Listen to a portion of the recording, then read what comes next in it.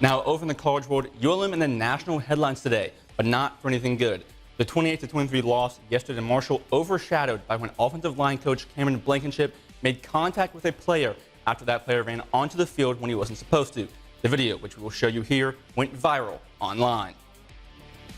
And here is that video. As you can see, a player number 64 runs onto the field by accident, a little miscommunication, turns around, gets off the field. Offensive line coach Cameron Blankenship, clearly not happy, loses his cool a little bit, makes contact with the player, seemingly being held back by other players. The incident now has millions of views online. ULM would release a statement after the game. Now, here is that statement released by ULM Athletics moments after the game yesterday. It reads, "In Saturday's game at Marshall, assistant coach Cameron Blankenship made physical contact with a ULM student athlete on the sideline. This behavior is unacceptable and not how ULM football conducts business."